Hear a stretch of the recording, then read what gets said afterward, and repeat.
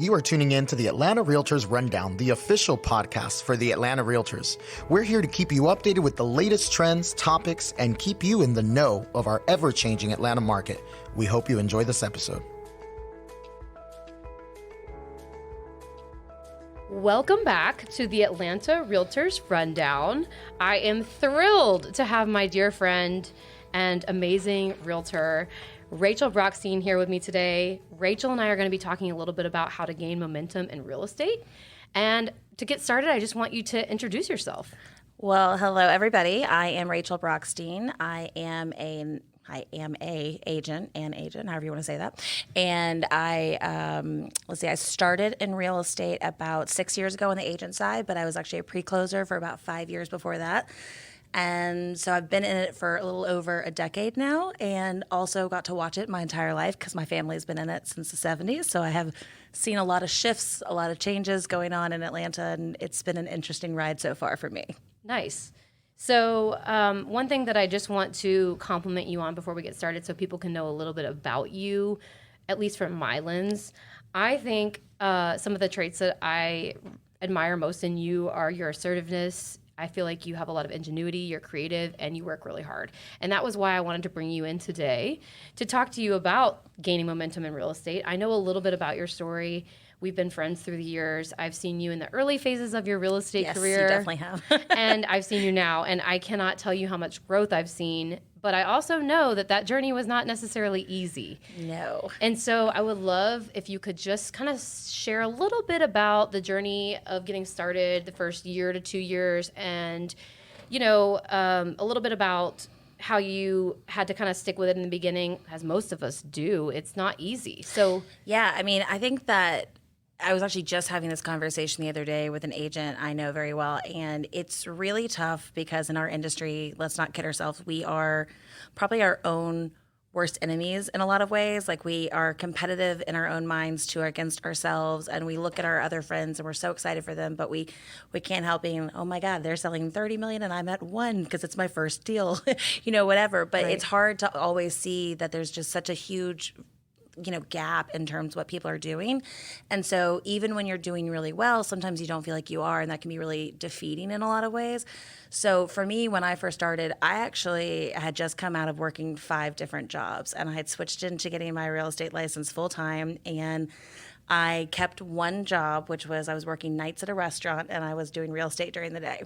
And I made a deal to myself that I could not give up that restaurant job until I knew that I could pay my bills from real estate. Right. So, I was still working 2 jobs, but I basically was just running constantly trying to, make moves and make sure I was touching base with as many people as possible and really throwing myself into the industry. And I think that in the early years, it's really tough because everybody has a different kind of leg to stand on. So some people start off with fabulous connections, or they have a partner who's able to give them immediate leads in certain ways. Other people join a team and they get leads that way. Some people join certain brokerages which will feed them leads.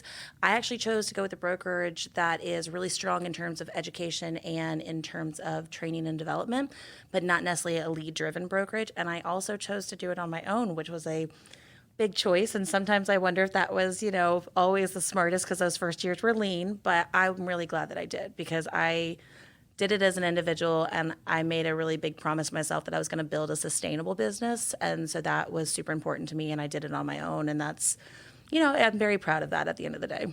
Awesome. And at what point in your real estate career, because we see you've had a long track record here, at what point do you feel like you kind of saw that pivot where you thought, okay, I've got this going now, and I think I'm starting to get that momentum? I think it was really about 3 years, in all honesty. And it's so funny because everyone told me when you start real estate, 1 to 3 years is what it takes to build your business. Right. And that's the constant trope, and you hear it and you hear it. And I saw in the first 2 years my business growing, and actually I doubled my business every year for the first few years. And it still continued to not quite double, but pretty close to it, which has been great. But it was really interesting to me because when I got to year 3, it definitely saw a shift and a click. And, that's when you start getting your repeat clients. That's when you start getting referrals from, I jokingly say, you're going to become better friends with your clients than your friends are not going to become your clients in the beginning. And it's so true. My friends would refer me, but they weren't ready to use me at the very, very beginning, except for a couple people. It was people I was referred to. And those have become really great friends of mine through the process, because how can you not when you're dealing with such a personal development of, you're seeing them in their literal natural habitat. Right. And some of those people become your best referral sources because they're like your base clients. Exactly. And so 3 years in, I really noticed that I felt a marked difference in not just the growth, but I would say more of the organic discussion and my name being thrown out a lot more. And it was really gratifying because I do throw my all into it. So it was really nice to see that come back a different way. So I think there's a lot to play on in what you just said, and reiterating the fact that you were consistent during the time that it was hard or it didn't seem fruitful. How would you attribute consistency and persistence and being steadfast to what you said you were going to do to your success that you finally did start feeling like you were reaching in year 3? I would say there's one thing people know about me is I am a dog with a bone. So I am nothing if not persistent, and will continue on in the face of absolute idiocy. But I think that consistency is probably the most important thing any agent can do in their business. And I always notice that when I'm in a lull or a little bit less of where I want to be professionally, it's usually because I've slacked off in consistency somewhere. So typically I got busy somewhere and I let something drop. And, that happens. It's natural, especially if you think about the first half of this year when we were all just running ragged.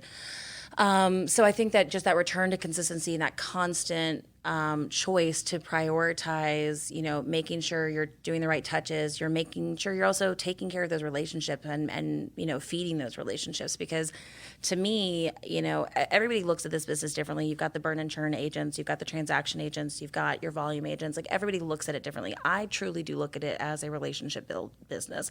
And the whole reason why I got into it in the first place, because I saw people not getting taken care of well. And I thought, you know what, if a terrible agent can do this well, I at least want to make sure the people I love and the people that they love are taken care of well. And I can also get a living out of it. So that's nice.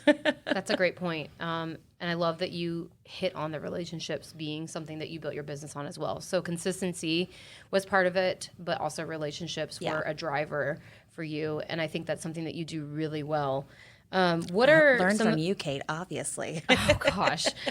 I don't know. What are some of the things that you felt propelled you forward most in your career? Things that you did as a real estate agent that you felt you saw the most yield from? I would say there's kind of two different answers to that, because one is I am a very education-based realtor. And in fact, other agents will tease me because I am like a teacher constantly. But the reason why is because I think that providing that education to my clients is really important for them to make good investment choices.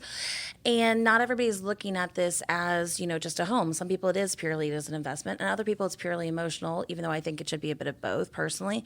But that being said, for me, providing and being that teacher, if you want to call it a teacher, but that educational role has been really paramount to the type of business I do. And I think that it's really yielded a lot of that, again, going back to that consistency and creating those relationships, but it really has been very pivotal in how I approach everything. And then, I would also say just you have to shift, you have to adjust, you have to adapt. And like every year something comes out that you're just like, all right, I got to learn this. Let's do this. I didn't even have an Instagram before real estate.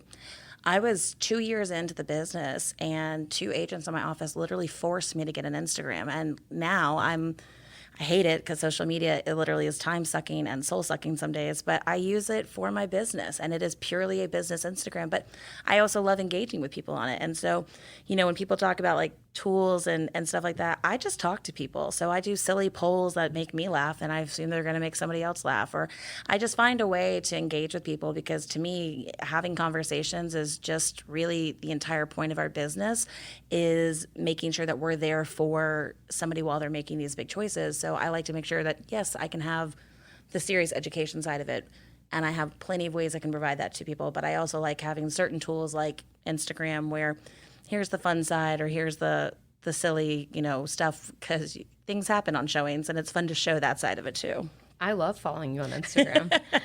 I think it's interesting that you say that because there are so many things that are provided to us and put in our face as real estate agents. Yes, gosh. There's so many, oh, you got to do video. Oh, you got to do reels. Oh, you got to do this marketing. Oh, this. And it can be so overwhelming. But like you just said, pivoting and shifting and trying things, and not everything might work for you.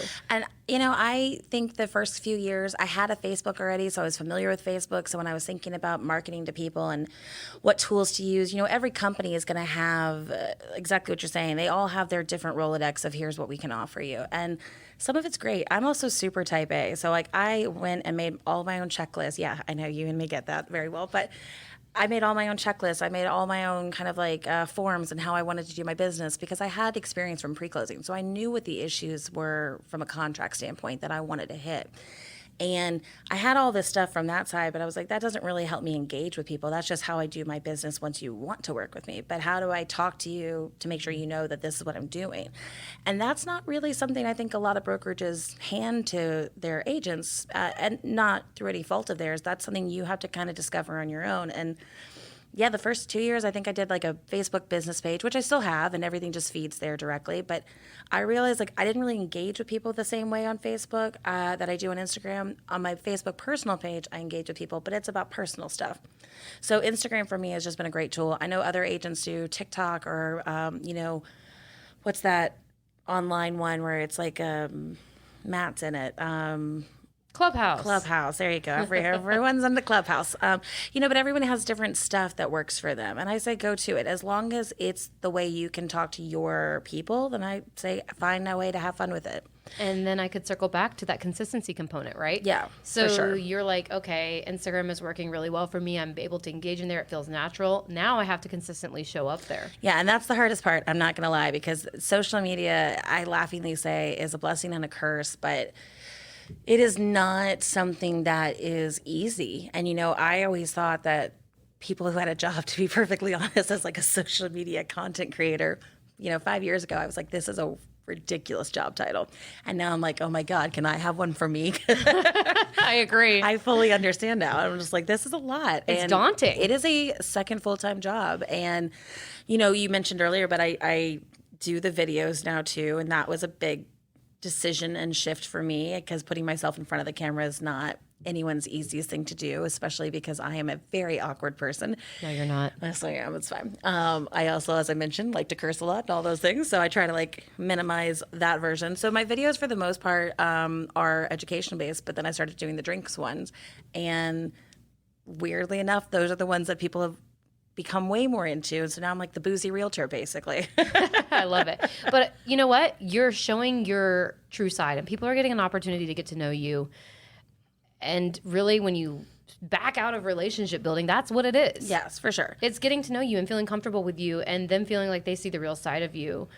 And when people can feel like you're not just a official face on a page, and they're getting to know your personality and what you like, that's where they connect. Definitely. And I have a lot of really good agent friends, and I feel really lucky because we're very supportive of each other. And even if we're at different brokerages, I think the one thing that we all do really well, because, everything shifts in our industry so much, and that's just a nature of the business because it's a constantly evolving market too. So how can you not shift as a brokerage, as an agent, et cetera? But I do like how when you go on different people's social medias or, Clubhouse or TikToks or whatever, everybody has different styles because they are different people, obviously. But I just love seeing how everybody kind of finds their own way to find their own spin on it. And I think that that's really important because you're going to get the same information from a good agent no matter who they are. Well, you should, at least.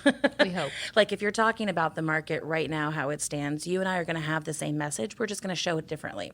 And, you make me laugh because you'll go sit in your car while you're picking up your daughters and you're just having your little moment on the camera. And I love that. I have a professional to do it because I know that when I'm in the car, I'm going to actually start yelling at the guy behind me. So I try to put myself in a little bit of a more, focused position for it. But the idea of it is that we're still showing the same message and talking about the same thing. And I love seeing that with different agents because I also love that I can say, hey, my girl Kate is sharing exactly what thoughts are today, and I have no hesitation sharing your comments because I know that they stand in line with mine too. Right. So is a generation of people probably listening to this, I hope, because it is a podcast and I don't want to count them out. I don't want to count them out. There's a generation listening to this that's like, I despise social media. Which is fair. am not going to do TikTok. I am not natural on Instagram. I'm quote unquote too old for this. I'm quoting my mom. And I tell her she's not.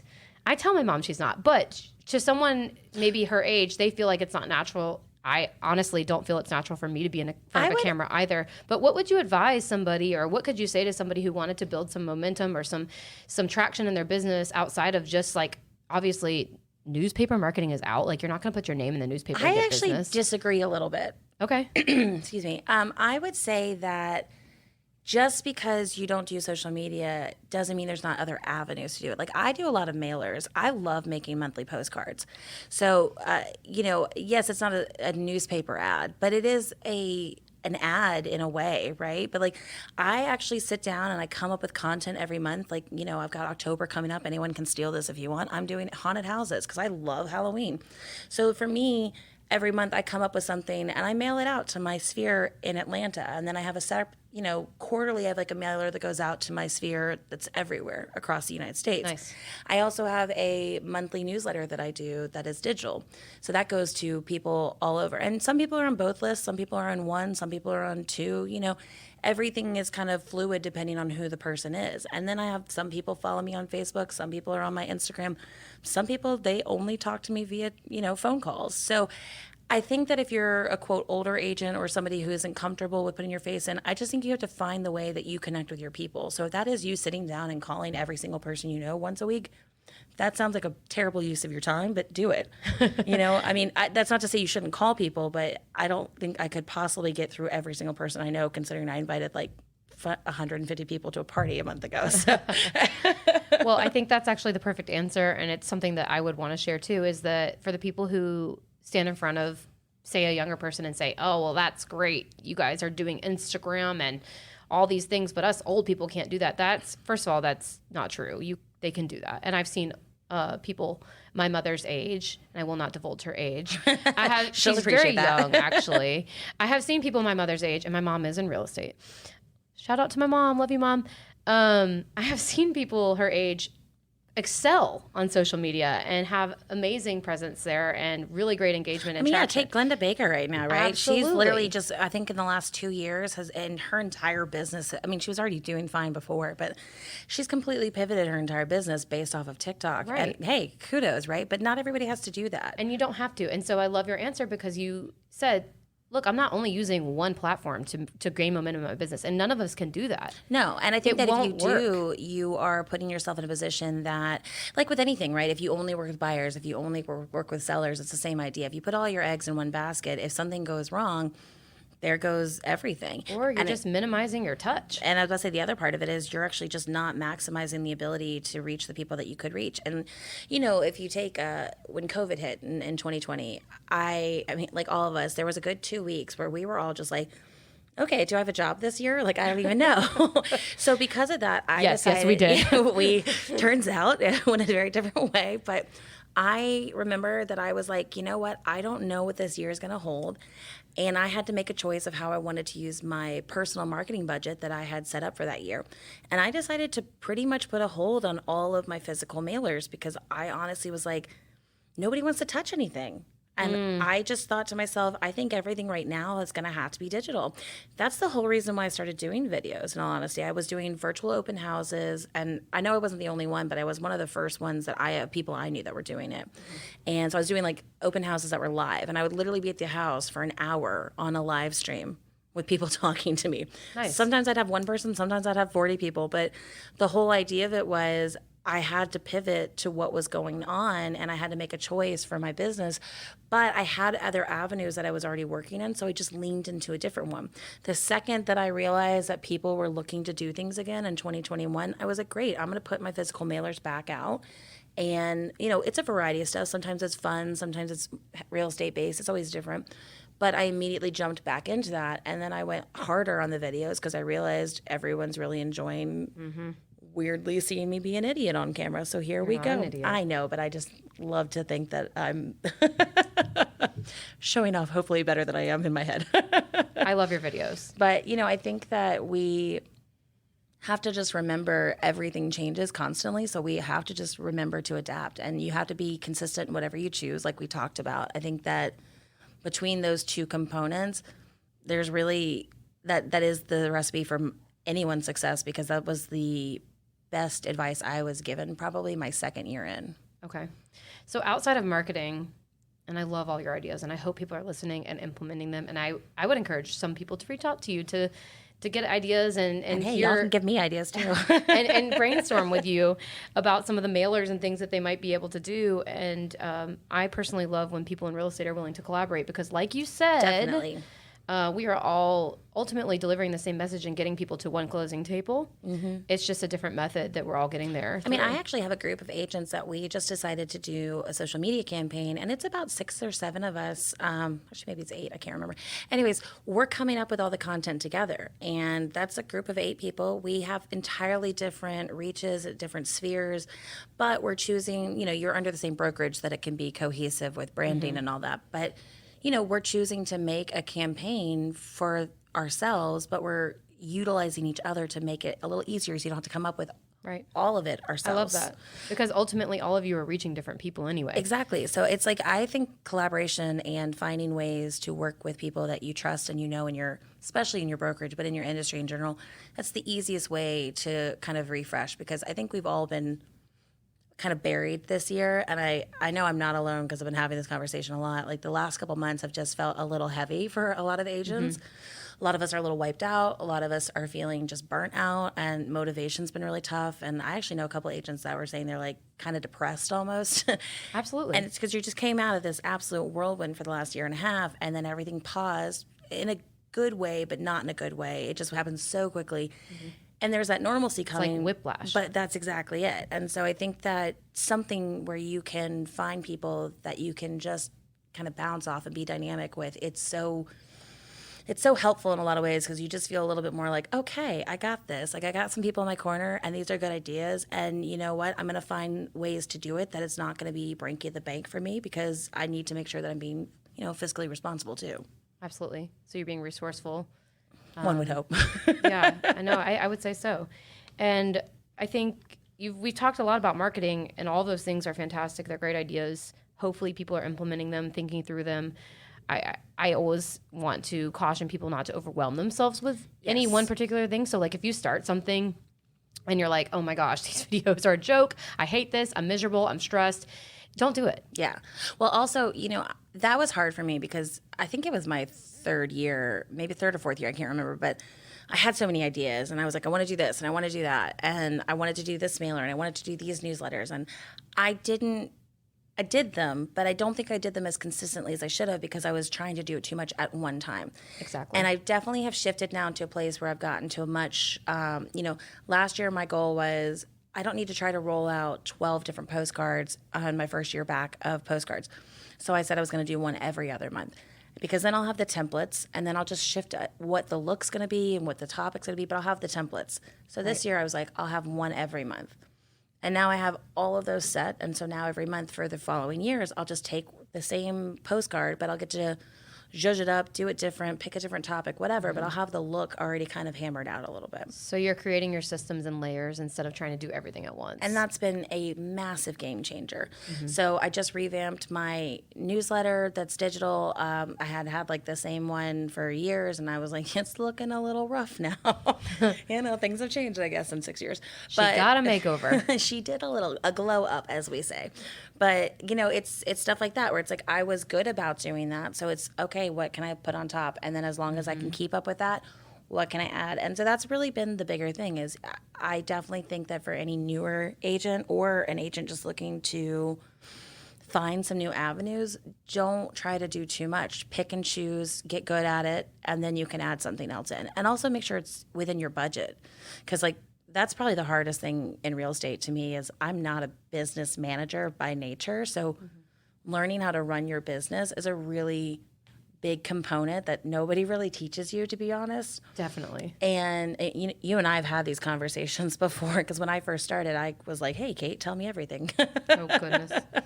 But I do think that, making sure every component you build in needs to be really thought out in terms of your budget, because like I had to put together a full-on marketing budget. Like I do that now every year. And, you know, if you don't hit your goals, then that marketing budget has to shift and adjust. So like you have to make sure that you're constantly addressing it and adapting it, again, because adaptability is key.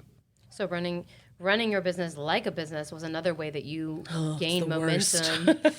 But it's real, and that's something that real estate agents need to be aware of and, you know, attuned to, is you have to run your business like a business to gain the momentum. I mean, we can start something and you can give it in your first 2 years your all, but if you're not running it like a business and systematizing and being consistent and forming those relationships and pivoting and adapting and being resourceful and attuned to what the people are responding to, all these things you've talked about, which I think are fantastic, then ultimately it's going to crumble. And I think that some of the most successful agents that I have seen in the industry, if they were not able to do it for themselves, they have hired the right people to make up for their, I would say, weak spots.